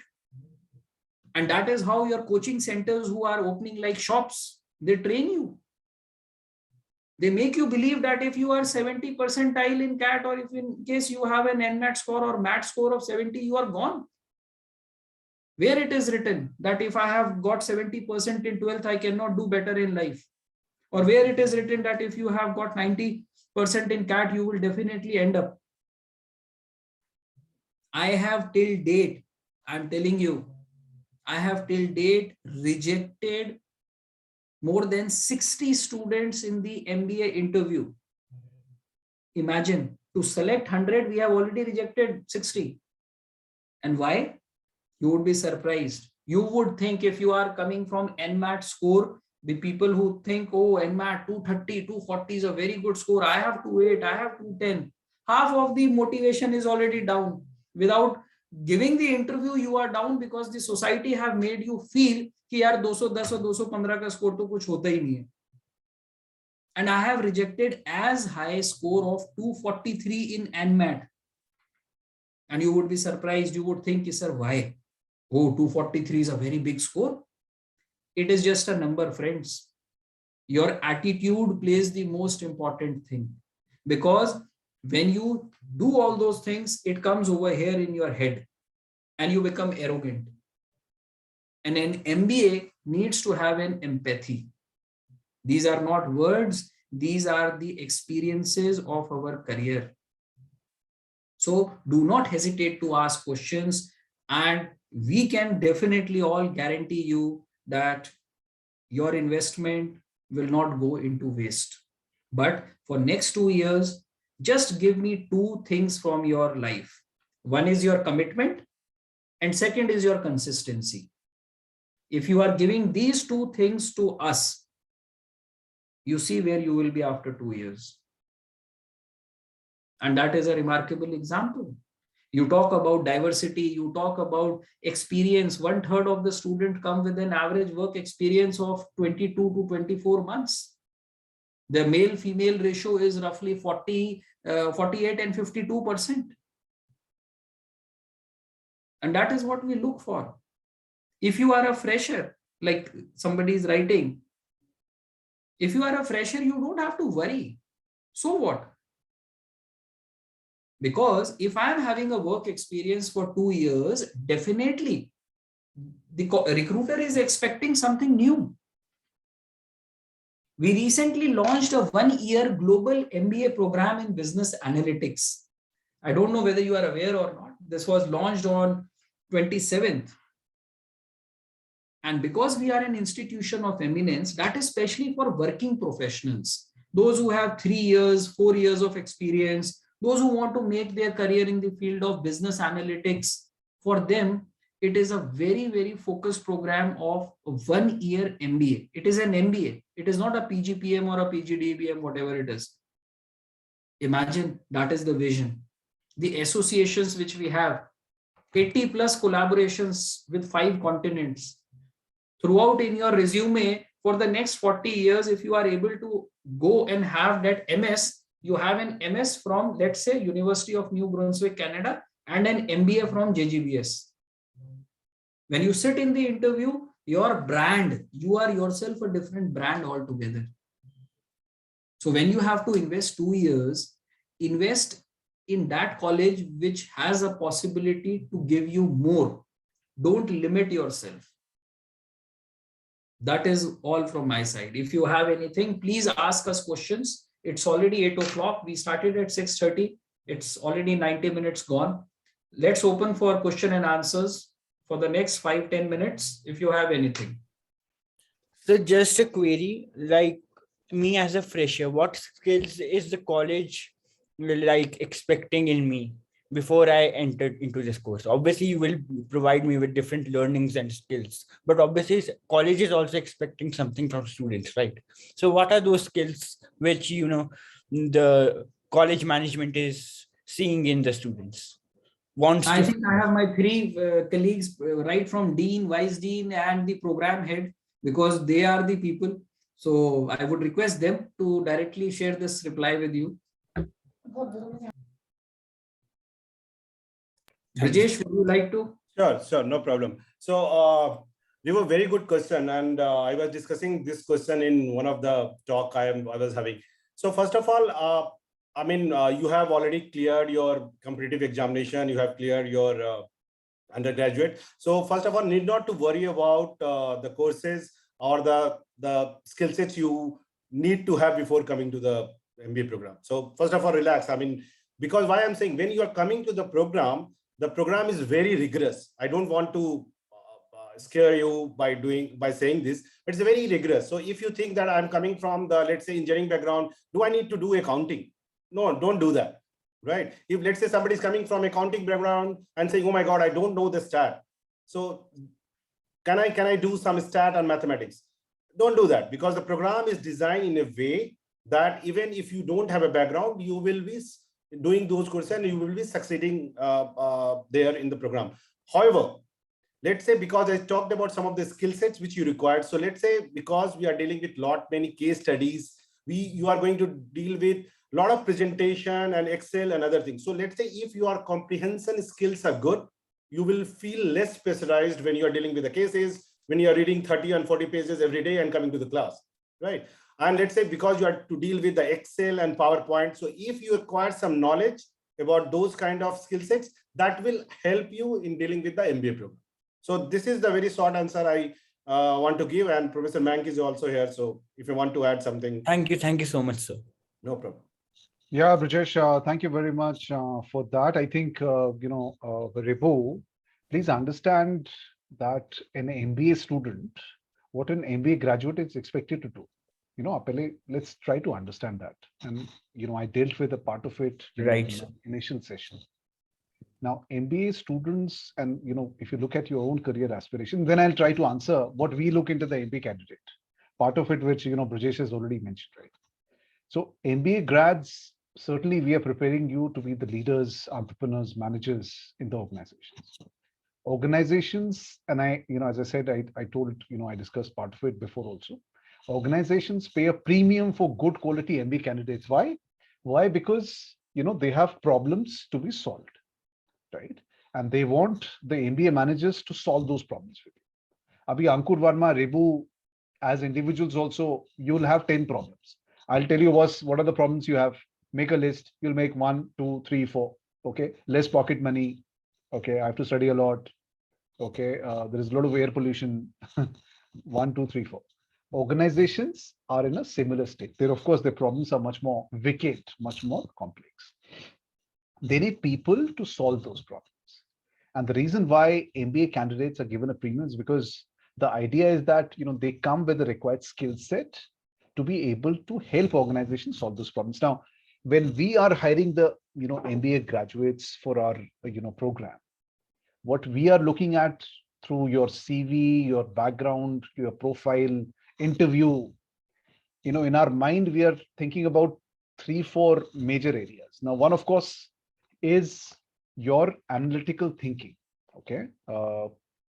Given a situation, can you solve a problem? Okay. Right. Second thing we are thinking is, can you articulate your thoughts properly? Many people can't, by the way. Many people with great degrees, they can't, right? So given a situation, are you able to articulate it in the minimum possible words? And are you able to communicate your thoughts? Okay. There's a game that, many, these workshops play where there's a line of human beings. So one person says something in somebody else's ear, then it gets passed on. And by the time it reaches the 10th guy, okay, the entire meaning has been completely distorted. And the whole idea about that is of communication gap. So when you talk about communication gap, it's really important. So that wouldn't happen if everybody is able to articulate thoughts in a very precise manner, right? And that doesn't happen. The third important, trait we are looking is your leadership skills. Okay, your team work skills. Many people say I'm a team player. They are actually not, because they can't work in a team. Okay, and that is a skill that you have to develop. Okay, in a cricket team, not everyone. If you hire 11 MS Dhonis, वो team कभी नहीं कर सकती, जीत सकती कुछ, because they can only be one captain, right? So you need team players also. If you have all the leaders in a team, it won't work. So sometimes, even if you're a leader, you have to delegate yourself to become a team player, because the team wants it that way. Okay. We are looking for communication skills. We are looking for, overall personality. Okay. So there are multiple things we are looking to, as part of your, candidature. And the key reason we are doing it, Ribhu, is that MBA grads, okay, when they go to an organization, obviously, the profiles would differ, whether you're in marketing research or operations, supply chain, whether you're in finance, accounting, whether in analytics. Obviously, that would differ. But broadly, these are the skills that organizations are looking for. And that's what, in a way, we are also looking for in the MBA candidates. Does that answer your question, Ripu? Yeah, thank you so much, sir, both of you, for answering this question in detail. And I'll make sure that I work on these skills and then be prepared and help your institution to grow through I Milestones. have no doubt, absolutely, Ribu. We are looking for excellent candidates like you. So I have no doubt that you'll do your contribution. Thank you so much. Sir. Thank you. Eagerly look forward. Who else? So Vikram, there is a question in the chat box. Neil has asked this question that can I do marketing or entrepreneurship specialization as a semester exchange student from JSOM University of Texas and Dallas. So I just want to answer that question. So Neil, whenever, let's say you are opting for any semester exchange, typically in the second year, then you have an option to take courses from that foreign university. So you have an option to take marketing, you have an option to take finance, depending upon different courses offered by that institute. So there is no problem in taking the courses which you want, whether it's a marketing specialization or entrepreneurship specialization, right? Once you take those courses, and then when the credits are being transferred, then ultimately you are getting the major out of it. Right. So the major of either entrepreneurship or marketing or finance is nothing but doing certain credits which you do in a particular specialization. So just to answer your question, yes, if you are doing entrepreneurship courses or analytics courses in our foreign university as a semester exchange, you will be getting the major in that particular area. So that's not a problem. I also see, Professor Sunita, who's the program head of the 2-year MBA. Hi, Sunita. Hi, Sunita. Hi, Mayank. Hi, all. Yep. Great to see you here. I think we've been talking a lot, so maybe you want to say a quick, address and say hello to all the MBA candidates. Yeah. Thank you so much for that, Mayank. Just to start with, because Rajesh has almost covered it. I'm sorry I had to miss the major part of what you have presented, because just then I finished the class, then I came here.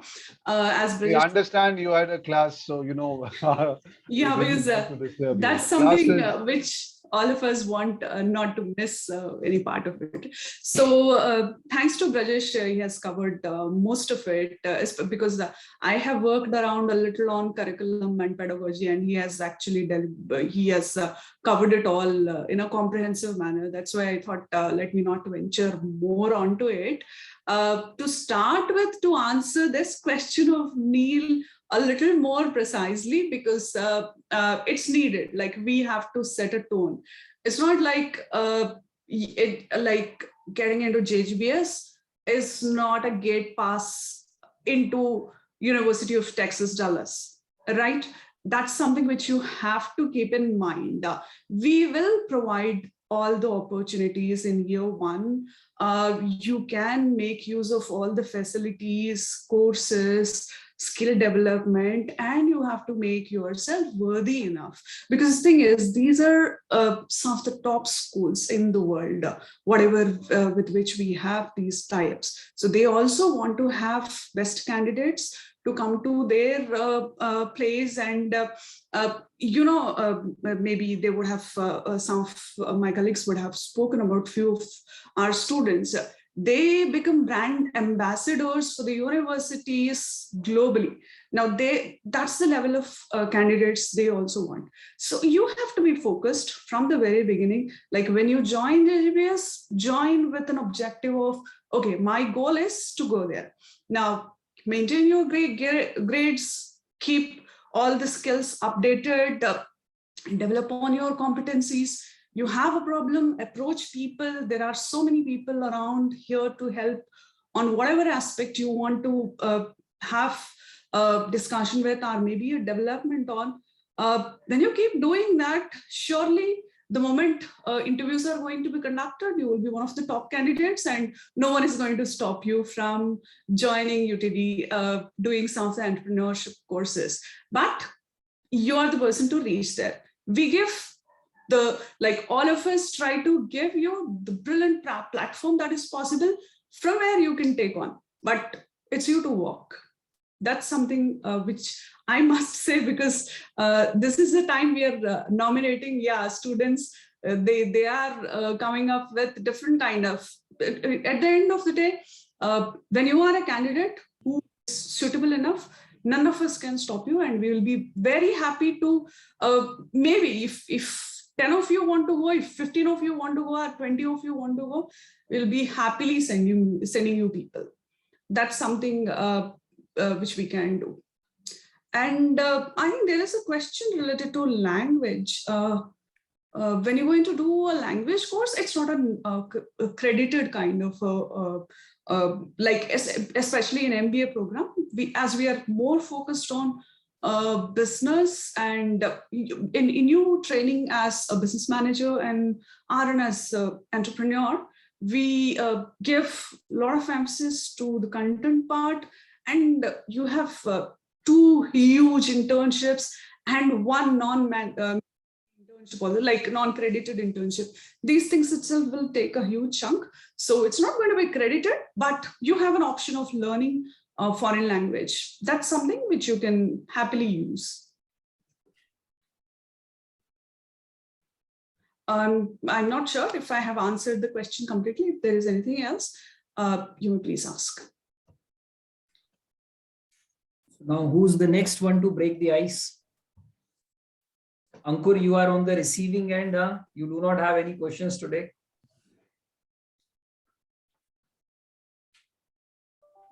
Good evening, sir. Good evening, everyone. Good evening, Ankur. Good evening. Yes, sir. As I typed my question in the chat box, so my question Okay. was just that during my interviews, as I interacted to the teachers, I asked regarding the exchange program for studies. Some part of MBA I will be doing in a foreign university, for example, a semester or anything. So the teacher told me that it is not applicable for everyone. You have to qualify some special. You have to get some special achievements, or you have good grades or anything. So I just wanted to know what all I need to achieve in that case if I want to do some part of my MBA in a foreign university or a country. Ankur, let me quickly answer that question. So what happens is that, this is a competitive process. So first of all, okay. So first thing is that, these opportunities which are available, they are competitive in nature. Now, these opportunities come in various forms. There is a summer program. We have a 6 months, semester exchange. There is a dual degree, right? So there are short and long term. So it's not just one program per se. Okay. So they come in, different forms. That's number one. Number two is that, the other way to divide, these partnerships is that some of them are free and some of them are paid, right? Now, because of our, collaborations, you get access to some free paid, free seats. Now, as you can imagine, these free seats are limited in number, and therefore they are competitive in nature. We have a very well laid out process. It's IT enabled. People bid for it, right?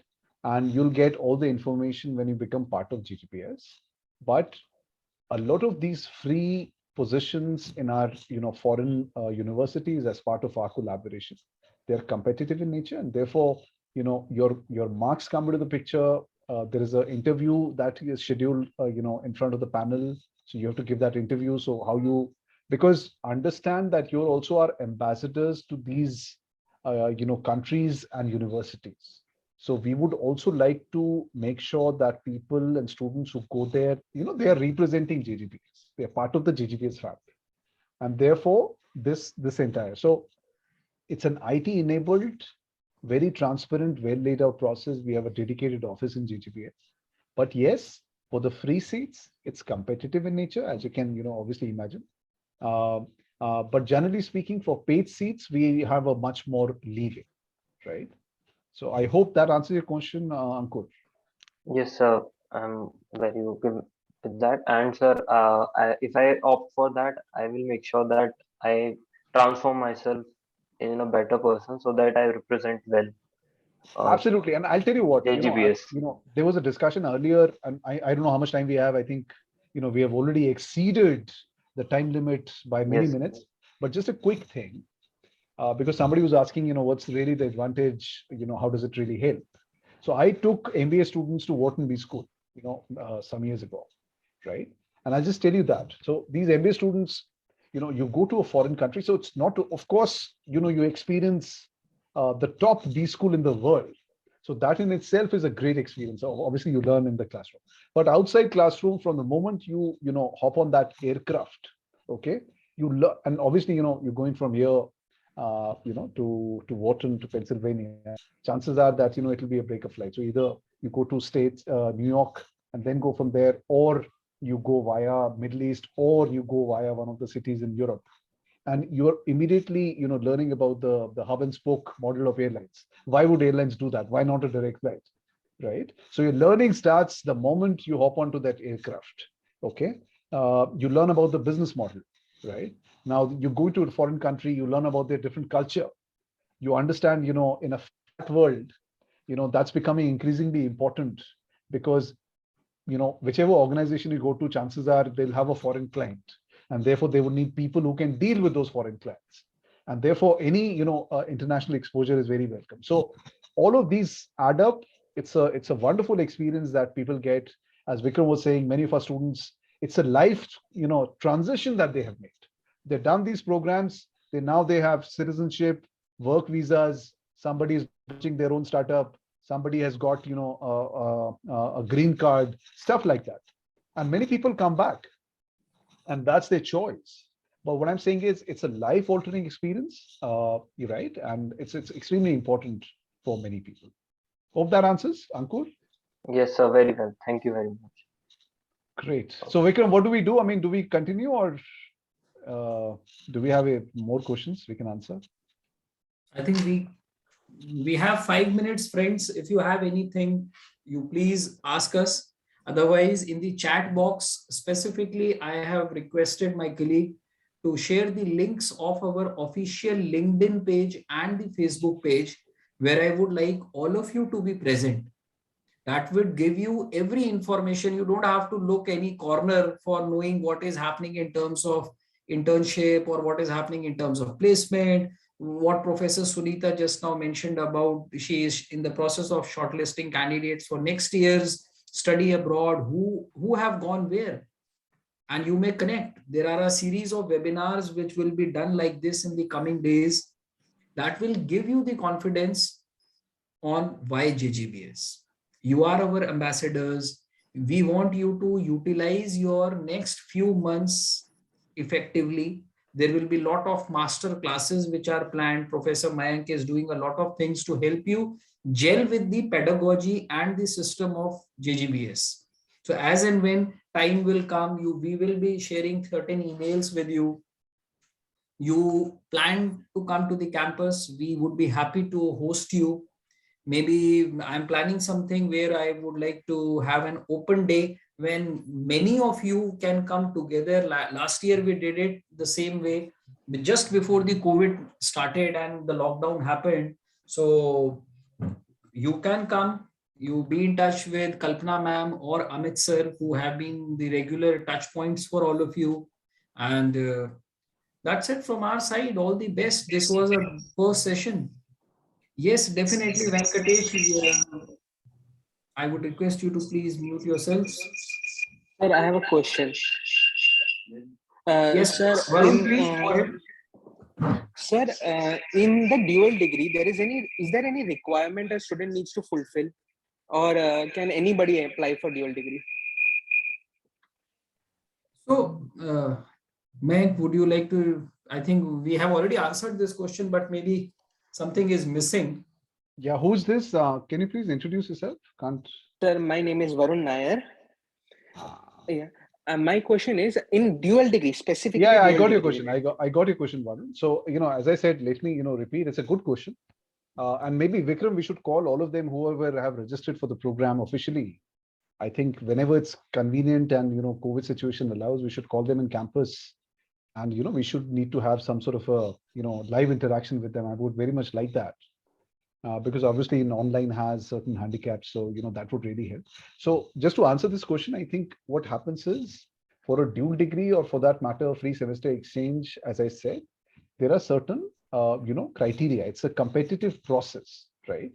And therefore, we need to apply filters to make sure that, people, who've been doing well, who've been putting an effort to the program, they are. So there are multiple filters, starting with your GPA, starting with the interview process, as is the case with any of the admission process.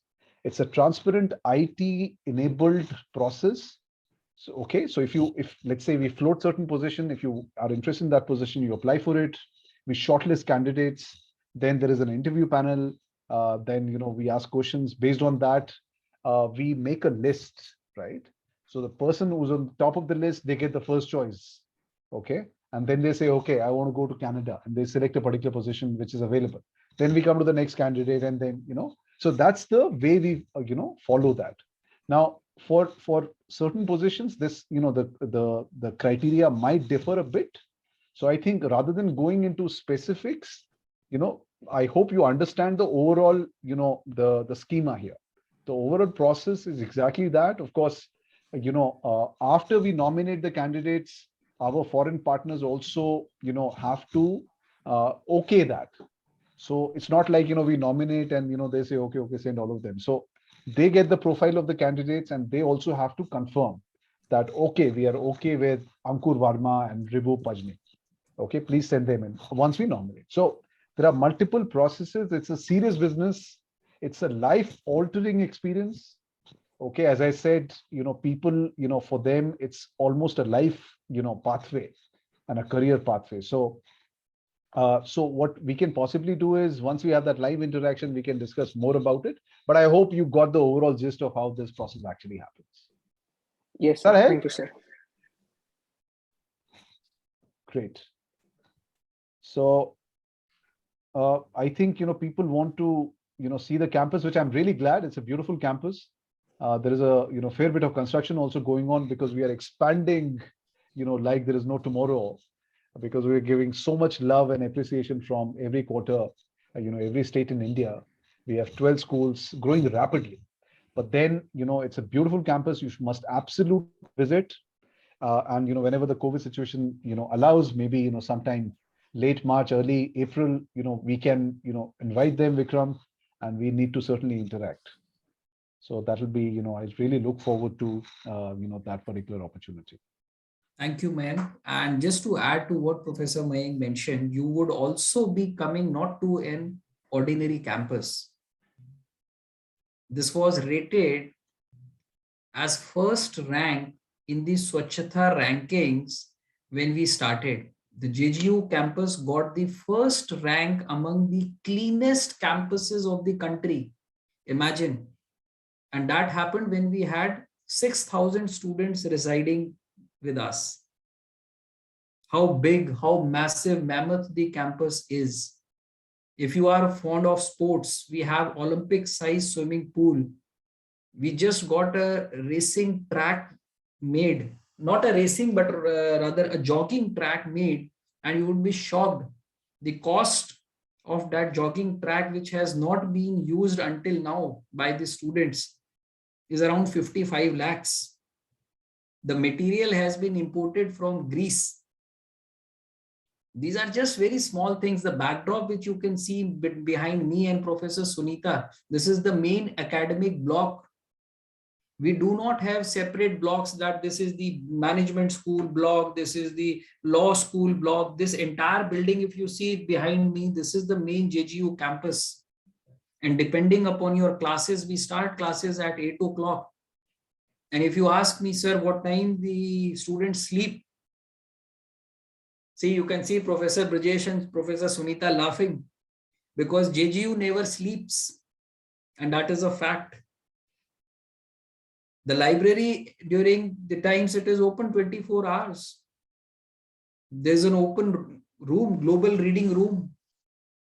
You are coming to a campus which is totally out of, I would say, imagination in India, because when Dr. Raj witnessed both the sides of the Indian education and the Western education, and when he figured that we all Indians are best when it comes to brains.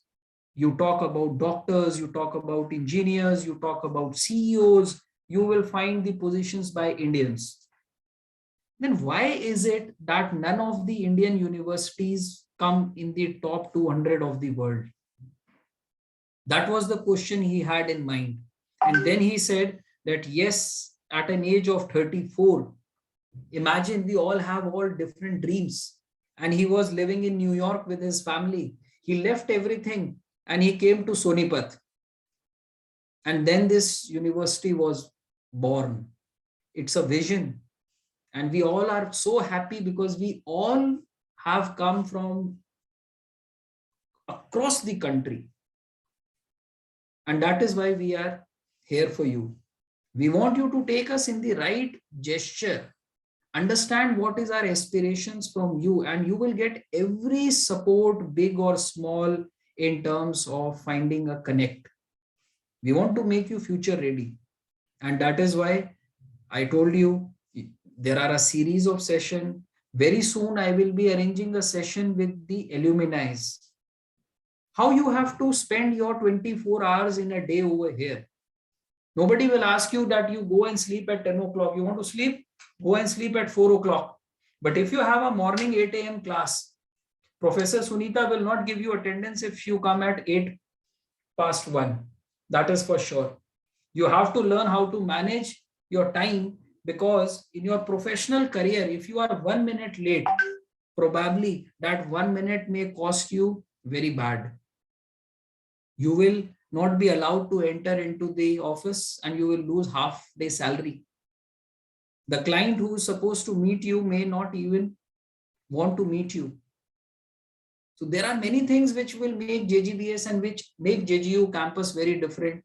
Please do not hesitate. If you have any questions, choose the best for you. I'm not saying JGU is the best, but the biggest decision of your life should not be taken in haste. Do your research properly. Don't get carried away. Don't ask any questions relating to placement from any college. Who can guarantee placement? Tell me. Can you guarantee me that if you are coming to JGBS, you will be among the top 10 students of the class? And if you cannot guarantee me, how can you expect I guarantee you anything? We don't believe in all those things. We just want that our students should be prepared for future. And we know where the future is because the average age of professor is 38 years. Imagine the vice chancellor told you his daughter is in class 8th. We know where the future is going, and that is why we are able to connect so early with our students. You have a dream to be taught by an professor from IIM. You have professor like Brijesh, but he will not leave you like that. You cannot escape because his aspiration, because he is a professor from IIM, he wants something different from you. Professor Sunita might not be interested in your CGPA. What she wants is your dedication. Your class will not end in 1.5 hours. And that makes JGU a fully residential campus because you are always awake. And when you go back, you carry those fond memories because as MBA, you are not coming here for a degree, friend. You are coming here to make your professional networking. You have a person who is a lawyer. You have a student who joined the Jindal Law School. And tomorrow when you graduate, you come from such a big family where you have so much of professional networking, which will help and ease your life. That is JGU and that is JGBS. And that is the biggest advantage of pursuing MBA in a university campus as against a standalone B school. I don't have to get any faculty from outside or outsource to teach you electives of law. They are all my in-house faculty members. With that, I would like to thank and close the session. We had a wonderful time. I can see still 38 students are listening. And after 2 hours, imagine this speaks for the connect, what we want to develop with you. So I would like to thank my colleagues, Professor Mayank, Professor Brijesh, Professor Sunita, our Honorable Vice Chancellor, my colleagues from the IT team who made it possible, admission team, my colleagues Kalpana and Amit have been regularly in touch with you. Please, if you want to visit the campus, do not hesitate, write to us. We would be happy to host you in the campus and then you pave your own journey. But do not forget that what purpose you are coming here for. Connect us on our LinkedIn page. You should know what is happening inside out. We are giving you the things, but you have to utilize them. Nothing will come for free. You are looking for a good college. I am looking for a good student. And tomorrow, if I shortlist you and you are sitting in the class, and if let's say Ankur is coming as a recruiter to select, he will say, sir, I will pick up the best. So don't worry about your CAT, NMAT, MAT, ZAT percentiles. These are just numbers. Improve your personality, communication, and confidence. सबके पास 24 घंटे हैं. How we are utilizing that 24 hours is determining what we will be doing in future. And you have my words. If you are confused, you have my number. Stay connected with me. Thank you. All the best and have a good day ahead. Thank you, Professor Sunita, Professor Brajesh, and all my colleagues from JGU. And thank you, dear students and parents, for joining us. I look forward to help you and connect with you in campus. Very soon, we will be sending you more information about the next session, which I am planning with the seniors, and they would guide you more about the study abroad opportunities and their experiences. So do not take these sessions lightly, because you will never get an opportunity to interact with them, because somebody will be joining from US, somebody will be joining from Canada, and they are coming for their juniors.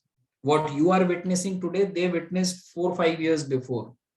So listen from the horse's mouth and make your own journey. Thank you. God bless you and have a great evening. Thank you. Vikram. Thank you, sir. Everyone. Thank you, sir. Thank you, sir.